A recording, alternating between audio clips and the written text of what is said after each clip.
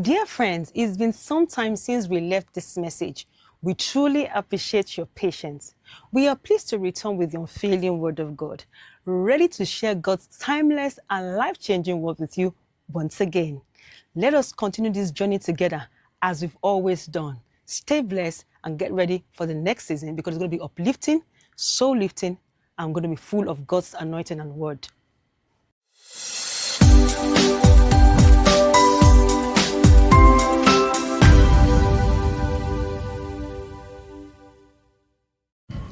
Hello everyone, you're welcome to the Unfailing Word of God. My name still remains Kehinde Olajike. It's good to have you on this program. Now, today's topic is how to trust God when times are tough. Like we know now, things are difficult, times are hard, the days are even getting darker. So how do we trust God and how do we look up to Him? You've been in a place where you have been trusting God, but nothing seems to be changing. You've been praying, you've been believing, you've been holding on. But instead of things getting better, they seem to get worse. And you begin to ask yourself, God, where are you? Why are these things happening to me? Why are things not changing despite I'm praying, I'm believing, and I'm trusting you? Why am I not seeing the results that I'm supposed to see? Today I came to speak to somebody out there about how to trust God when times are tough. Sometimes we may think we're trusting God. Probably we may not. We may not be trusting God. We think to ourselves that, yes, I'm trusting God, I'm believing, I'm praying, I'm doing everything I'm supposed to do. But things are not changing. Now, the Bible says in the book of Psalm 71, verse 20 to 22, Lord, you have brought me through many hardships. This is David talking here. He was going through a very difficult time. To tell you that we are all going through the same thing. Yet you will restore me again, he said.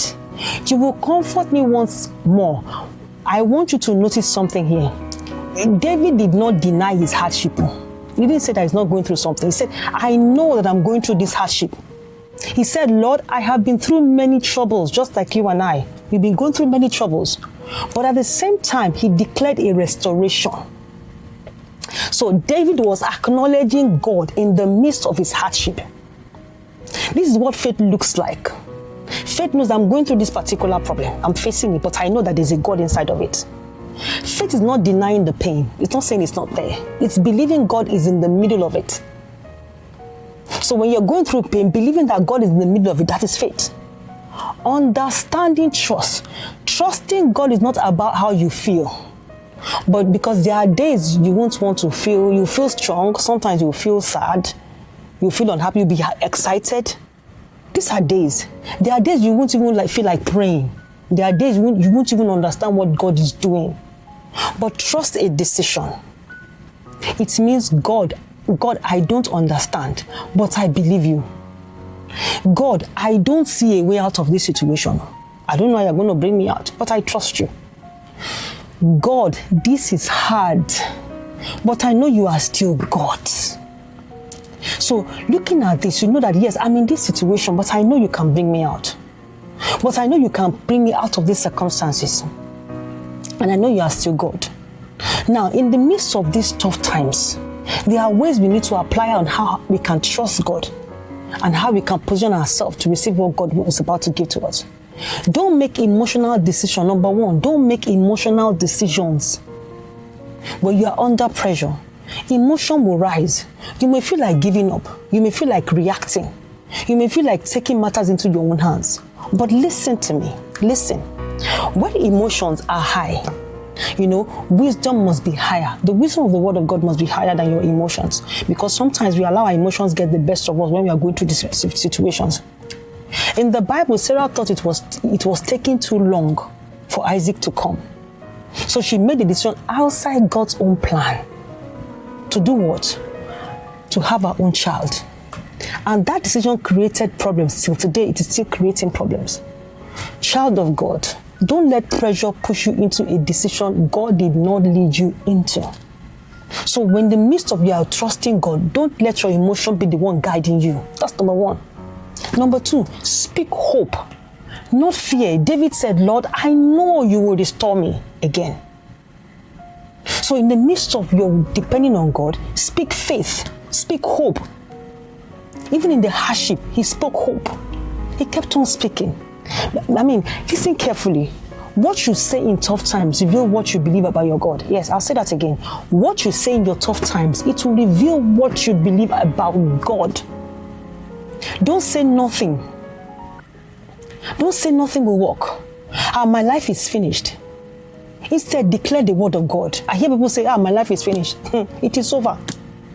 God will always come through for you if you declare positive. This is not the end of my story. Stay connected to God when times are tough. Number 3, stay connected to God when times are tough. Many people run away from God. Many people don't want to have anything to do with God. They run to their family members, their friends, but it's better to run to God. But that is the time you should run to Him. David said, "You will comfort me again."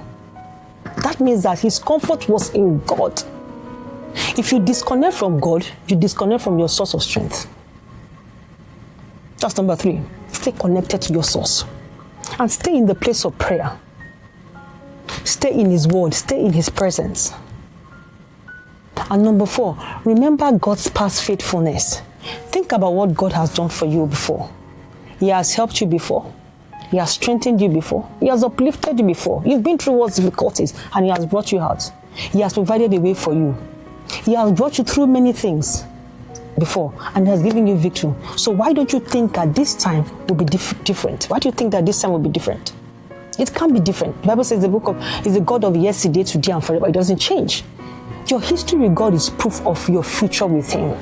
If you have a history with God, you have a proof that there's a future with God.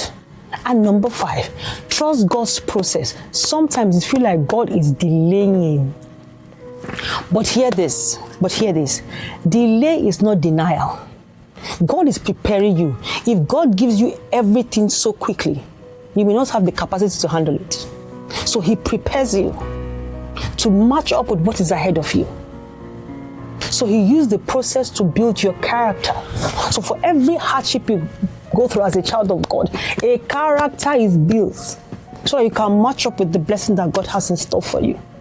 And number 6, encourage yourself in the Lord. Encourage yourself in the Lord. The Bible says in the book of 1 Samuel 30 verse 6, David was greatly distressed, He was greatly distressed. Everything was gone. You know what it is that everything should be gone? Your wife, your children, they held captives in the hand of the enemy.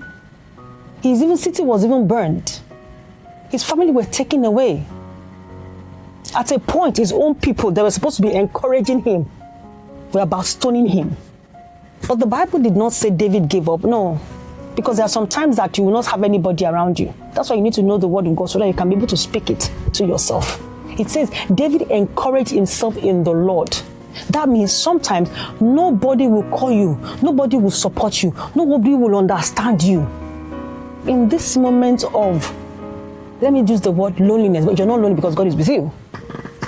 You must learn to encourage yourself. It's very vital because everybody is going through one thing or the other. So at this point, you need to remind yourself that God has done it before. God will do it again. Speak to yourself. Speak to yourself. As you're speaking to your situation, speak to yourself. I will not give up. God is with me. Worship even when you don't feel like it. That's where the true worship starts from. Because your strength is not in the people. Your strength is in God. And number 7, trust God. Trust God with your actions. David had the chance to kill Saul, right? But he didn't. Why? Because he had already worked on his heart. God has already worked on his heart, so he couldn't kill Saul. That's character. That's character. So trusting God in the midst of your hardship is doing the right thing, even when you don't feel like doing it. I don't want to praise, but I praise. I don't want to speak the word, but I speak it. I don't want to talk to myself to encourage myself, but I encourage myself.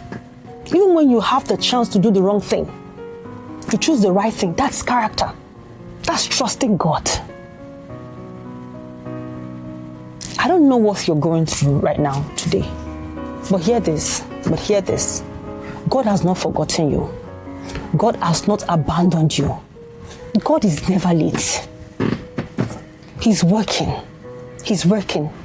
Even when you cannot see it, You know, sometimes these tough times are the tough times, even when you cannot see it.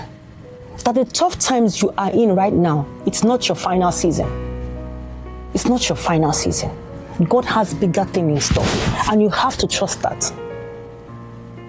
Because the same God who brought you out can bring you out again. You're going to declare this with me. The same God who brought me out will bring me out again. So don't give up. Don't lose hope. Don't walk away. Trust God. Not because life is easy, but because He's faithful.